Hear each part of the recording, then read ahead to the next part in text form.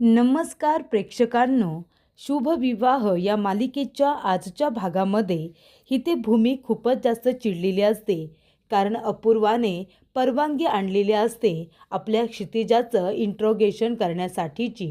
तेव्हा प्रेक्षकांनो, भूमीला त्या गोष्टीचा खूपच जास्त राग आलेला असतो. तेव्हा इथे भूमी रागाच्या भरामध्ये अपूर्वावरती हातसुद्धा उगारते. तेव्हा आकाश भूमीला रूममध्ये घेऊन येतो. तेव्हा भूमी म्हणत असते, आकाश, तू मला का आतमध्ये घेऊन आलास? काय चुकीचं करत होते मी? तेव्हा आकाश म्हणतो, भूमी तू शांत हो. हे बघ, तू शांत हो, आधी पाणी पी बरं. तेव्हा भूमी म्हणते, त्या अपूर्वाने आपल्याला त्रास दिला, पण आपल्या आता इतक्या लहान मुलीला सुद्धा ती त्रास देण्याचा प्रयत्न करते आणि मी काय बघत बसू? ती माझ्या मुलीला इंट्रोगेट करणार. आधीसुद्धा गोड गोड बोलून ती आपल्या मुलीकडून सगळं सत्य काढून घेत होती. तेव्हा कसं बसं आपण तिचा डाव हाणून पाडला. हे सत्य आपल्या कुटुंबासमोर येऊ नये यासाठी आपण का प्रयत्न करतोय? कारण त्यांना खूप मोठा धक्का बसू नये यासाठीचे प्रयत्न करतोय ना. पण त्या अपूर्वाला त्याचं काही कळत नाही आहे. ती आपल्या दोघांचा राग आपल्या क्षितिजावरती काढण्याचा प्रयत्न करते आणि मी हे अजिबात खपून घेणार नाही आहे आकाश. तेव्हा इथे आकाश म्हणत असतो, भूमी तू शांत हो. त्या अपूर्वाची हीच इच्छा आहे की रागाच्या भरामध्ये आपण काहीतरी चुकीचं पाऊल उचलू, आपण काहीतरी रिॲक्ट होऊ आणि ती त्याचं आपल्या विरोधात भांडवल करेल. आपण इथे चिडलो की आपण इथे तिला सरेंडर जाऊ असं तिला वाटत असेल, पण आपण तसं काही होऊ द्यायचं नाही आहे भूमी. आपण जसं ठरवलं आहे ना की तिचा पास्ट शोधून काढायचं, आपण आता तसंच करायचं आहे. तिचा भूतकाळ आपण शोधून काढायचा.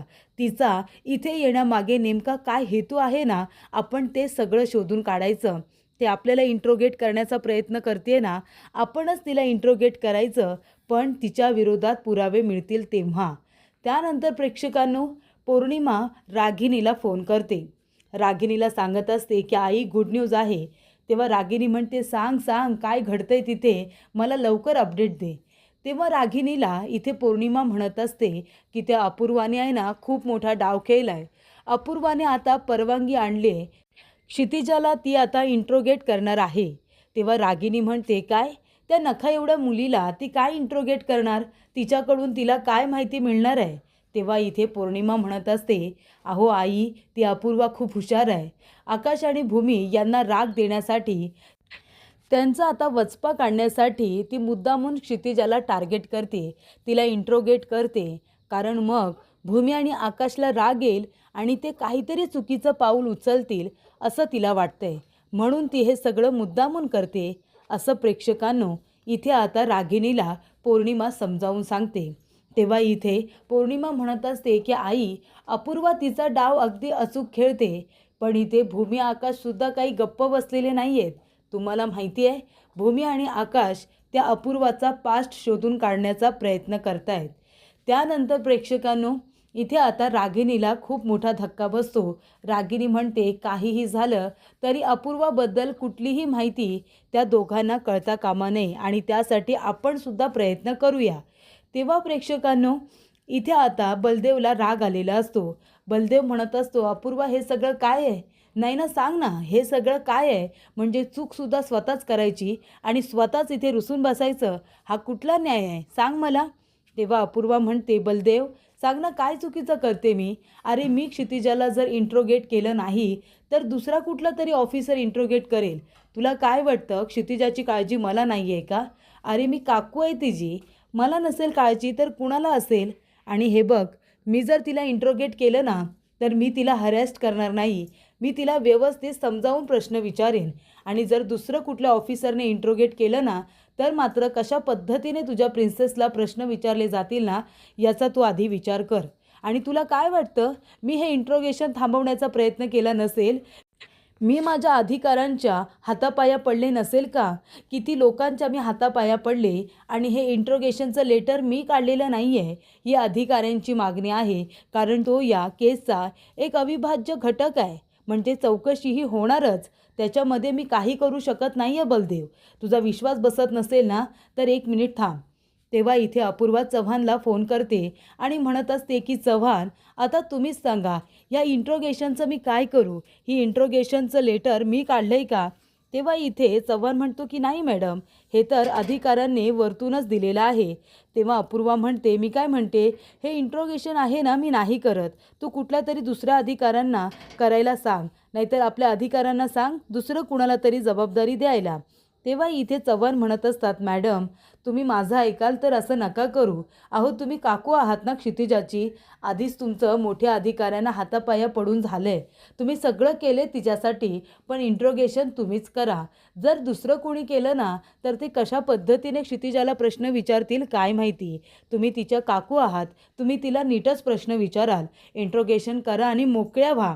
तेव्हा इथे आता बलदेव सगळं बोलणं ऐकत असतो. तेव्हा अपूर्वा म्हणत असते, बघितलंस बलदेव, अजून मी काय करणार आहे सांग बरं तू. आणि हे बघ, तुला जर असं वाटत असेल ना की हे इंट्रोगेशन मी करू नये, मी नाही करत इंट्रोगेशन. मी राजीनामा देऊन मोकळी होते. मग तरी तुझं समाधान होईल ना.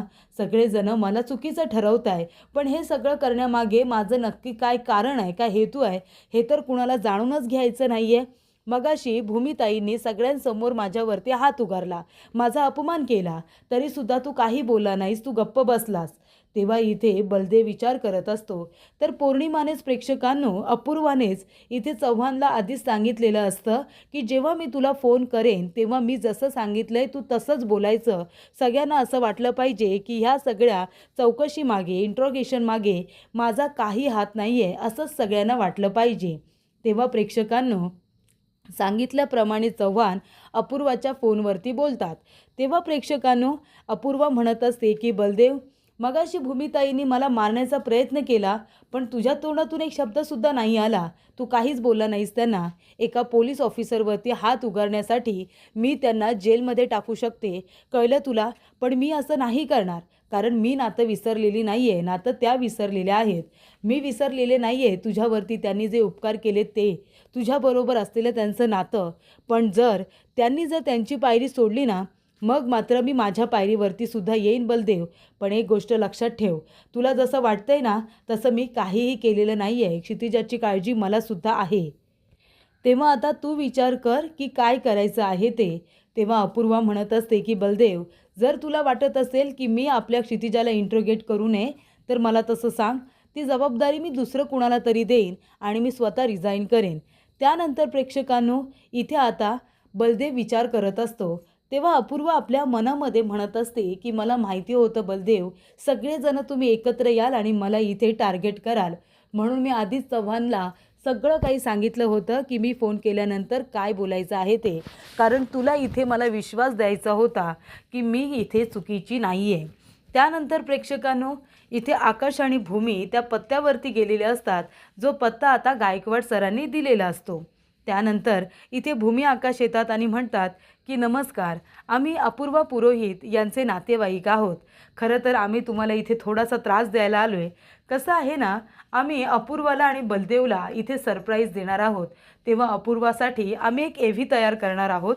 त्याच्यामध्ये अपूर्वा कशा पद्धतीने लहानाची मोठी झाली, कशा पद्धतीने तिचं शिक्षण घेतलं, तर तिच्याबद्दलची आम्हाला थोडीशी माहिती हवी आहे. तर तुम्ही ती माहिती आम्हाला देऊ शकाल का? तुम्ही तिच्या कलीग आहात ना. तेव्हा प्रेक्षकांनो, त्या ताई आता म्हणत असतात की हे बघा, मी तिची कलीग नाही आहे. अपूर्वा मॅडम आणि मी, आम्ही दोघेजणं सोबत नसतो. त्यांचा आणि माझा काडीचाही संबंध नाही आहे. हां, पण माझी जी रूममेट आहे ना, ती अपूर्वा मॅडमची मैत्रीण आहे चांगली. त्या कलीग आहेत, मी नाही. तेव्हा इथे भूमी म्हणते, हो का, मग आता त्या कुठे आहेत, त्या ड्युटीवरती आहेत का? तेव्हा ताई म्हणतात की नाही, त्या ड्युटीवरती नाही आहेत, तर त्या गेलेल्या आहेत नाशिकला. कारण तिथे त्यांचं प्रशिक्षण आहे ना, आणि आता त्या 8 दिवसांसाठी गेलेल्या आहेत. त्यामुळे 8 दिवस प्रशिक्षण असल्यामुळे त्यांना फोन बंद करावा लागतो. फोन ते चालू नाही ठेवू शकत. तेव्हा तुम्हाला त्यांच्याशी बोलतासुद्धा येणार नाही आहे. तेव्हा भूमी म्हणते, हो का, म्हणजे त्या प्रशिक्षणाला गेल्यात, म्हणजे याचा अर्थ आता आम्हाला अपूर्वाबद्दल थोडीसुद्धा माहिती नाही मिळणार. तुम्हाला काही माहिती असेल तर प्लीज सांगा ना. किंवा त्यांचं असं काही सामान वगैरे आहे का त्यांच्या मैत्रिणींचं, ज्याच्यामध्ये आम्हाला असं काहीतरी अपूर्वाच्या बाबतीत सापडेल. तेव्हा प्रेक्षकांनो, ताई म्हणत असतात की हे बघा, त्यांचं सामान इथे आहे, पण मी त्यांच्या सामानाला तुम्हाला हात लावण्याची परवानगी नाही देऊ शकत. आणि मला नाही वाटत की त्याच्यामध्ये तुम्हाला अपूर्वा मॅडमबद्दल काहीही माहिती मिळेल. तेव्हा प्रेक्षकांनो, भूमी म्हणते, हो का, बरं बरं, ठीक आहे ठीक आहे, आम्ही निघतो मग. इथे येऊन आम्हाला अपूर्वाबद्दल काहीच माहिती मिळाली नाही आहे. तेव्हा इथे आता भूमी आकाश जात असताना लगेचच ताई म्हणतात, पण मी तुम्हाला एक गोष्ट सांगू का, जेव्हा त्या दोघीजणी बोलायच्या ना, तेव्हा मला त्यांचा एक पत्ता लक्षात आलेला आहे. त्यांनी एका पत्त्याचा उल्लेख केला होता. म्हणजे अपूर्वा मॅडमचा त्या पत्त्याजवळ खूपच जास्त घनिष्ठ काहीतरी संबंध आहे, असं मला तेव्हा वाटलं होतं. तेव्हा इथे भूमी म्हणते, हो का, अरे वा, चांगली गोष्ट आहे. तो पत्ता तुम्ही आम्हाला देऊ शकता का? तेव्हा इकडे ताई म्हणतात, हो, मी तो तुम्हाला लगेच लिहून देऊ शकते. तिथे तुम्हाला काहीतरी अपूर्वा मॅडमबद्दल माहिती मिळेल. तुम्ही एवी तयार करू शकता. तेव्हा प्रेक्षकांनो, त्या ठिकाणी आता पौर्णिमा त्यांचा पाठलाग करत आलेली असते. पण त्यांचं नेमकं काय बोलणं होतं आहे हे पौर्णिमाला आता कळतच नाही, तिला ऐकूच येत नाही. तेव्हा प्रेक्षकांनो, इथे तिने आता रागिणीला व्हिडिओ कॉल केलेला असतो आणि ती दाखवत असते भूमी आकाश कशा पद्धतीने गाडीमध्ये बसत आहेत, तिथून जात आहेत, हे तिने आता व्हिडिओ कॉलवरती दाखवलेलं असतं. तेव्हा इथे रागिणी म्हणत असते, पौर्णिमा, एवढी धावपळ करून तुझा काही उपयोग झाला नाही गं. त्यांच्यामध्ये नक्की काय बोलणं चाललंय हे तुला कळलंच नाही. तेव्हा इथे रागिणी म्हणते, पण काही हरकत नाही, पण आपण इथे अंधारामध्ये बाण आता मारत राहायचं. कसं आहे ना, आपण प्रयत्न नाही सोडायचे. अंधारामध्ये बाण मारत राहायचं म्हणजे कधी ना कधीतरी एक बाण तरी अचूक ठिकाणी लागतो आणि त्याच बाणाची आपल्याला आता वाट बघायची आहे. काहीही झालं तरी अपूर्वाबद्दल पहिली माहिती ही आपल्यालाच मिळायला हवी. त्यानंतर प्रेक्षकांनो, इथे आता अपूर्वाने सरकारी वकिलांना फोन केलेला असतो. तर ते पोपटे वकील आहेत. त्यांना फोन करून अपूर्वा म्हणत असते की एक गोष्ट लक्षात ठेवा पोपटे वकील, सरकारी वकील म्हणून ही केस तुम्हीच घ्यायची आहे आणि त्यानंतर तुमचीच नेमणूक केली जाईल, याकडे मी लक्ष देईन आणि मी क्षितिजा महाजन यांना इंट्रोगेट करणार आहे. त्यामुळे ते लोक आता कोर्टामध्ये जातील, हे इंट्रोगेशन थांबवण्याचा प्रयत्न करतील. पण तुम्हाला हेच म्हणायचं आहे की इंट्रोगेशन करत असताना मी आता काकू म्हणून ते इंट्रोगेशन चांगलंच करणार आहे. तिला कुठल्याही पद्धतीची हॅरॅसमेंट मी करणारच नाही आहे.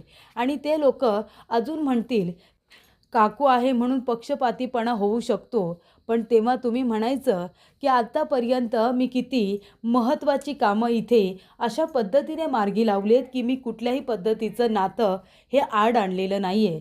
मी कधीच कुठल्या ठिकाणी नातं आड आणत नाही. तुम्ही याची त्यांना आठवण करून द्यायची. तेव्हा हा महत्त्वाचा मुद्दा तर तुमच्याकडे आहेच, मला माहितीच होतं. तुम्ही व्यवस्थितरित्या हे मुद्दे मांडाल. तुम्ही फक्त कोर्टामध्ये एवढंच सांगायचं आहे की मी कुठल्याही बाबतीत इथे पक्षपातीपणा करणार नाही आणि क्षितिजालासुद्धा इंट्रोगेट करत असताना तिला हॅरॅसमेंट होणार नाही याची मी काळजी घेईन. तेव्हा प्रेक्षकांनो, इथे आता अपूर्वा आपल्या पोझिशनचा वापर करून सगळ्यांना मॅनेज करण्याचं काम करत असते. तेव्हा प्रेक्षकांनो, अपूर्वा इथे आता काय करते तिचं तिलाच कळत नसतं. तिचं कुटुंब उद्ध्वस्त झालं यासाठी ती आकाशला ब्लेम करते. पण इतकाच जर तिला राग आहे तर ती स्पष्टपणे सुद्धा आकाशच्या समोर हे सगळं बोलू शकते. ती इतकी जर हिंमतवाली आहे तर ती बोलू शकते की तुमच्यामुळे माझं कुटुंब उद्ध्वस्त झालं. हे छुपे वार खेळायची तिला काहीच गरज नाही आहे. त्यानंतर प्रेक्षकांनो, इथं आता अपूर्वाचे आई वडील जणू काही तिच्याकडे न्याय मागतायत असा तिला आवाज आता येत असतो. तेव्हा प्रेक्षकांनो, भूमी आकाश त्या ठिकाणी पोचलेले असतात जिथे ती घरं असतात. खरं तर हा तो पत्ता आहे जिथे अपूर्वा आधी राहायची आणि त्यानंतर अभिजित पटवर्धन आणि रागिनी पटवर्धन यांनी त्या लोकांना जबरदस्तीने थोडे थोडे पैसे देऊन त्यांच्याच राहत्या घरातून बाहेर काढलं आणि ती जागा पाडून टाकली आणि तिथे आता गेट तयार केला आहे. तेव्हा प्रेक्षकांनो, इथे आता भूमी आकाश आलेले असतात. जो तिथे पोस्टर लावलेला असतो त्याच्यावरती आता खूप धूळ साचलेली असते, तो खराब झालेला असतो. तेव्हा तिथल्या मालकाचं नावसुद्धा दिसत नसतं. त्याच्यावरती आकाश महाजन असंच नाव असतं. जरा तो पुसून वाचण्याचा प्रयत्न केला असता आकाशने तर तिथे सगळ्या गोष्टी क्लिअर झाल्या असत्या. भूमी म्हणते, आकाश, आपण चुकीच्या पत्त्यावरती आलो आहे का रे? पण मॅपवरती आपण हाच ॲड्रेस टाकला होता, लोकेशन तर हेच दाखवतं आहे, मग इथे काहीच कसं नाही आहे? तेव्हा प्रेक्षकांनो, आकाश आता टोकून बघत असताना तिथे पटकन एक म्हातारा माणूस येतो ज्याच्या डोक्यावरती परिणाम झालेला असतो. तो माणूस येतो आणि म्हणतो, कोण आहात तुम्ही, कोण आहात तुम्ही, मागे व्हा, मी तुम्हाला आतमध्ये जाऊ देणार नाही आहे, ही जागा आमची आहे, ही जागा आमची आहे. असं प्रेक्षकांनो तो माणूस आता भूमी आणि आकाश यांना म्हणत असतो. तेव्हा भूमी म्हणते की काका एक मिनिट आम्ही कुठेही जात नाही, पण तुम्ही कोण आहात, कोण आहात तुम्ही, असं आता भूमी विचारत असते. तेव्हा प्रेक्षकांनो इथे भूमी आणि आकाश त्या काकांना बघून खूपच जास्त घाबरलेले असतात. त्याचबरोबर पुढील भागामध्ये इथे आता अपूर्वाच्या आईला किडनॅप करण्यात आलेली असते आणि ते कारस्थान रागिनी आणि पौर्णिमा या दोघींनी केलेलं असतं. तेव्हा तिच्या हातातला बॅचसुद्धा तिथेच पडलेला असतो. बॅच हातातून कुणीतरी काढला याचा अर्थ त्यांना कुणीतरी किडनॅप केले का, असं आकाश आता विचारतो. तेव्हा प्रेक्षकांनो इथे आता सगळेजण घाबरलेले असतात. आकाश म्हणतो, पण त्यांना किडनॅप कोण करू शकतं. तेवढ्यातच प्रेक्षकांनो इथे आता त्या मॅडम म्हणत असतात, अरे तुला कळतंय का, त्या मावशींना काही झालं तर अपूर्वा मॅडम आपल्याला कुणालाही सोडणार नाही. तेव्हा इथे आकाश म्हणतो, एक मिनिट मॅडम, हे काय बोलताय तुम्ही, अपूर्वा सोडणार नाही म्हणजे अपूर्वाचा आणि त्या मावशींचा काही संबंध आहे का, सांगा ना. तेव्हा इथे आता भूमी आणि आकाश विचारत असतात की अपूर्वाचा नक्की त्या मावशींशी संबंध तरी काय. तेव्हा इथे असा प्रश्न विचारल्यानंतर आता त्या मॅडम आकाशकडे आणि भूमीकडे बघतच राहतात.